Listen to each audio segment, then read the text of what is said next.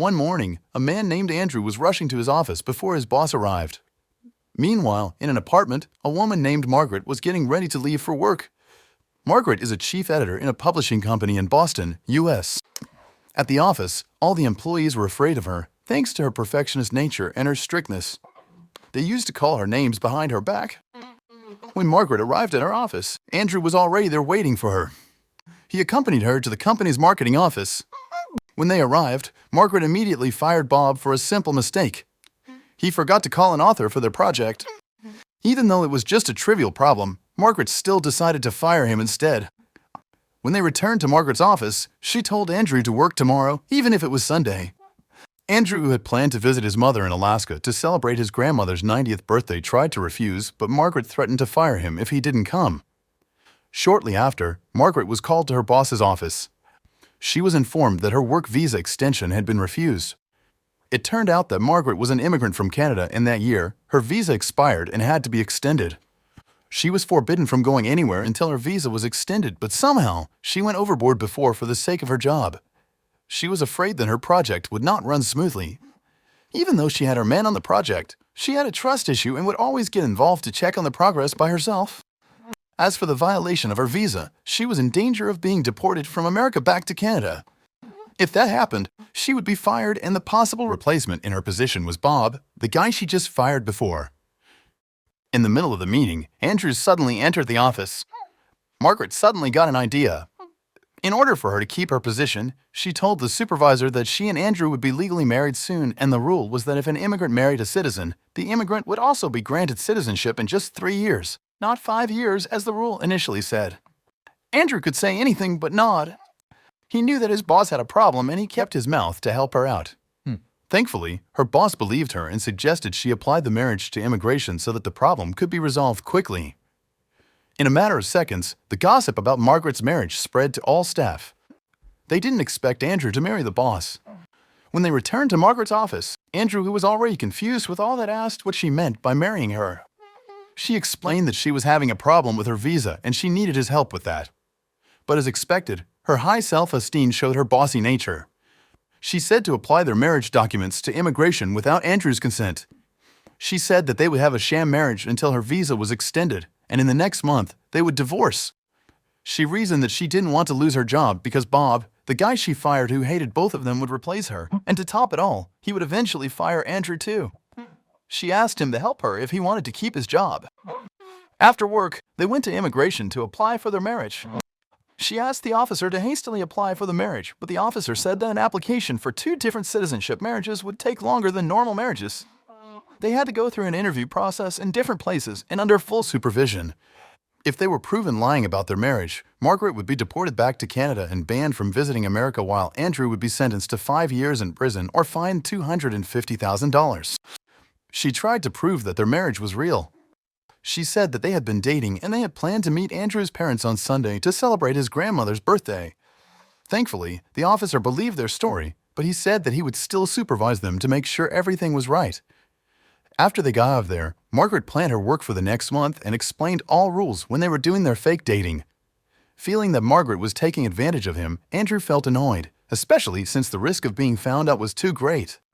If she still wanted to do the thing, Andrew asked for 3 conditions. He wanted his work to be published, moved to the editor division, and lastly, the most shocking of all that made Margaret baffled, he wanted her, a woman with high self-esteem, to kneel down, begging him to marry her. She was shocked to hear all that, but she was in dire need of help, and so she did it. Does this work for you? Oh, I like it. Andrew, please, cherries on top, marry me. But I'll do it. See you at the airport tomorrow. Good. On Sunday, Andrew and Margaret went off to Alaska to meet his parents. On the plane, Margaret said that she would stay in the hotel during her visit. She knew that Alaska was not as luxurious as where they came from and said that Andrew's family must be poor, so she promised not to be a bother to them. Moreover, she told him that later on in the interview, when the officer asked where they usually spent their time while dating, she told Andrew to just say that they mostly spent their time in her apartment. She expected that Andrew's apartment was not as big as hers and thought that the officer wouldn't believe a boss like her would like to spend her time in a small apartment. Hearing that, Andrew didn't say anything. When they arrived, Andrew's mother and grandmother were there to pick them up. On their way, Margaret saw almost every building has Andrew's family name on it. Even the bag's brand he brought had the name Paxton on it. At the port, Margaret asked his permission to look for a hotel, but Andrew's mother offered she stayed with them. When she found out that they had to take a boat to reach his house, she said that Andrew's family was too poor they had to take the boat to reach their house. She thought that Andrew lived far away from the town because he was so poor. But after taking the boat for quite some time, they finally arrived at the house of the Paxton family. A very big house on a private island, the island that Andrew's family owned. Not only that, the businesses and properties in the town that had the Paxton family name on them were also owned by them, including the hospital and airport there. She never expected that Andrew's family was extremely rich. When they arrived at the house, they were welcomed with a party. Margaret asked why he didn't tell her about his family, but he replied that it was not important. On top of that, his family has no relation to his work. Shortly after, Andrew's ex-girlfriend showed up. He then introduced her to Margaret. His mother then asked him to tell her how he proposed to Margaret. Since they never expected to be asked such a question, they lied about it. Somehow, because of the difference between their story, they ended up insulting each other. When they finished, everyone cheered for them. They asked him to kiss and Andrew immediately grabbed Margaret's hand and kissed it. Nobody expected him to kiss her hand. They forced them both to kiss on the lips and to avoid any suspicion. They finally did it, just to make things between them more awkward. After that, they then went to the bedroom to get some rest. But since there was only a single bed there, Andrew had to sleep on the floor. The next day, Margaret had a call from her client, but during the call, the family dog came to her and disturbed her call. Something funny happened when an eagle suddenly showed up and picked up the dog. As well, they are just so to be happy. Frank, give me that dog! Come on. Oh, okay. I dropped the phone now. Listen, Frank. Sorry. Okay, bye-bye. No, wait! Here, take the dog. Take the dog. Take the dog. Take it. She tried to get the dog back by throwing her phone and managed to catch the dog, but to her surprise, the eagle attacked and took her phone. Amid the panic, Andrew approached her. Margaret told her soon-to-be husband that her phone was taken by an eagle. As a good boyfriend, even though it was just a setting, Andrew promised to buy her a new phone. He then told her to hug him because her mother and grandmother were watching them from the window. Later that day, Andrew met his father who was playing golf. His father told him that he would soon retire and asked him to replace him to take over the family business. It turned out that they had talked about it over and over again. His father even once put him into a relationship with his business partner, but Andrew never wanted to take responsibility for the family business nor accept the matchmaking. He is an adult and he could decide whatever he wanted. He even said that he would never come back if it was not for his grandmother. In a bar for women, Margaret, along with Andrew's mother, grandmother, and ex-girlfriend were having a bachelor party. The party was intended to keep the custom for every couple that would marry must have a bachelor party. The party was getting wild, so Margaret chose to get out to get some fresh air. That was when Andrew's girlfriend showed up. She congratulated her and said that she was a lucky girl for having a man like Andrew. She told Margaret all her good memories back then when she was still dating Andrew. Margaret didn't seem to care, but somehow she felt jealousy building in her heart.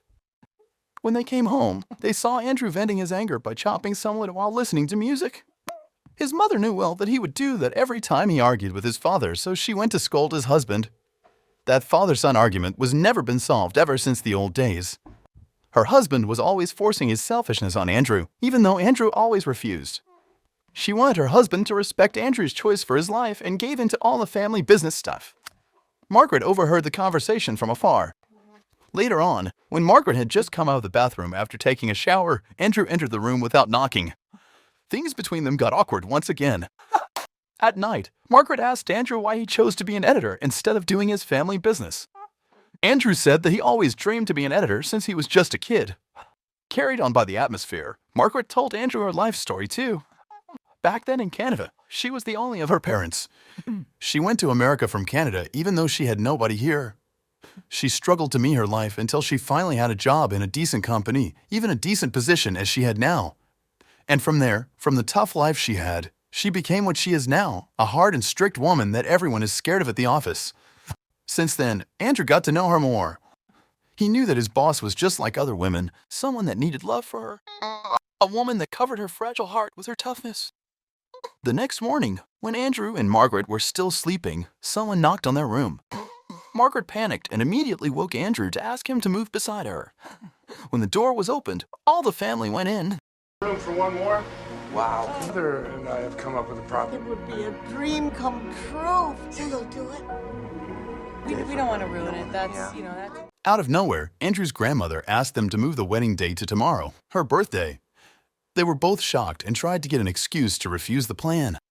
His grandmother kept pushing them to do so, and they had no choice but to accept it. His mother told them that everyone in the family would arrange everything so they didn't have to worry about anything. When they finally left, Andrew panicked. His family had gone too far with his life. He was afraid that if they married and divorced after just a month, his grandmother would have a heart attack.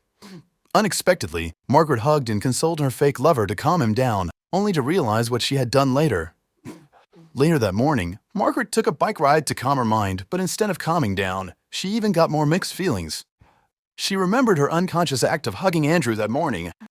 In the middle of the ride, she heard a strange sound from the forest, and when she checked, it was Andrew's grandmother performing a strange ritual to make sure everything went smoothly on the wedding day tomorrow.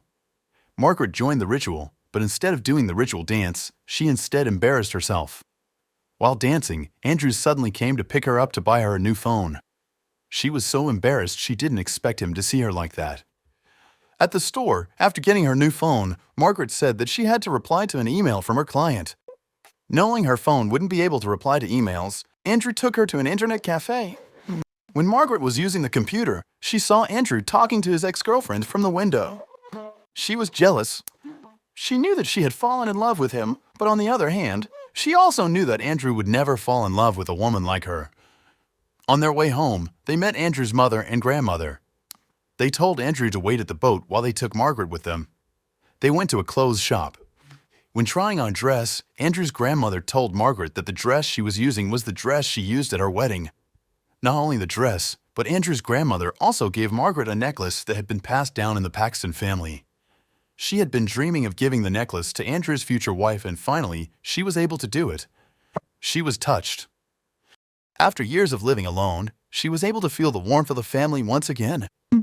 When she got on the boat later, she took over the wheel and took the boat at full speed. In the middle of their way, Margaret told Andrew that she couldn't continue their lives. She couldn't bear to hurt his family that had been nice to her. Andrew panicked at her action, and suddenly, when she let the wheel, the boat took a sharp turn and she fell from the boat. Thankfully, Andrew managed to save her. He looked so worried, as if he didn't want to lose her. Later, when they arrived home, Andrew's father asked both of them to talk with him at the warehouse. Apparently, there was an immigration officer who already waited for them. Somehow, Andrew's father and the officer had found out that the marriage was just a lie they made to smoothen Margaret's visa extension process. The officer threatened Andrew to be honest, or he would end up in jail. Hearing the threat, instead of being afraid, Andrew got angry.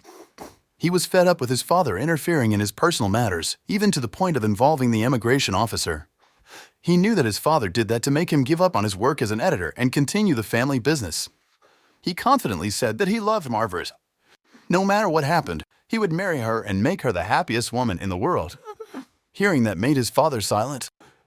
At the night, they had to sleep separately because they were about to get married.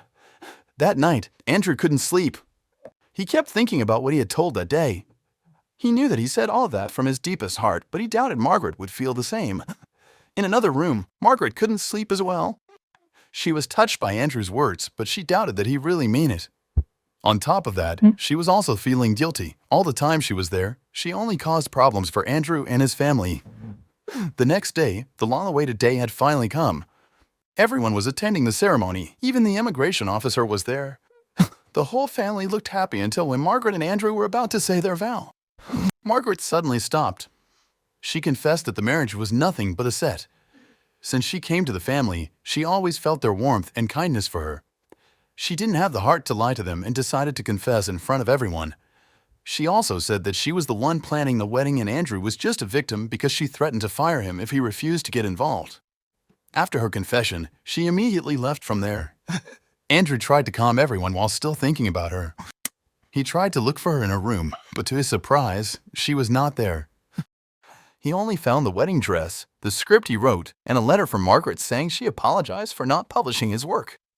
She knew how good his work was, but she never published it because she didn't want to lose such a reliable assistant like Andrew. She promised to publish his work before she got deported back to Canada. Suddenly, his ex-girlfriend came. She told him to pursue his love. Hearing that, he rushed to chase Margaret. At the boat, the immigration officer took Margaret home. The officer gave her a day for her to pack her things and left America. On the other hand, Andrew, who was rushing to catch up with Margaret, was stopped by his father. He told Andrews to stop what he was about to do. Looking at the never-ending argument between them both made Andrew's grandmother faint from a heart attack. Not long after, the ambulance plane came to take her to the hospital. On the plane, his grandmother looked so weak. She asked her son and grandson to make up and respect each other's decisions. For her, Andrew and his father decided to stop their argument. Slowly, she closed her eyes like she was about to die, but suddenly, she opened her eyes back. She remembered that Andrew had to catch up with Margaret at the airport. She told the pilot to take turns to the airport. When they finally arrived at the airport, Andrew immediately called his friend who worked in the watchtower to stop a plane that was about to take off for Boston. Unfortunately, he was late. The plane was already taken off from there. The next day, Margaret was seen packing things from her office. When she asked one of the staff for help, Andrew showed up in front of her. While catching up his breath after running, he told her not to leave after everything they went through. She had ruined his years working with such a cruel boss. She had ruined the wedding ceremony they had been planning, and the most painful thing was she had broken his heart for leaving him. He asked her to take responsibility for making him fall in love with her. He told her not to leave after what she had done to him. In front of everyone, he dared himself to propose to her. When she realized that the man he loved proposed to her, Margaret immediately accepted the proposal. They kissed in front of everyone. Days later, Margaret and Andrew went to the immigration office to reapply for their marriage. Even though the officer was still mad at them for lying to him the other day, he still gave them the second chance with one condition: no more lies between them. The officer approved their application.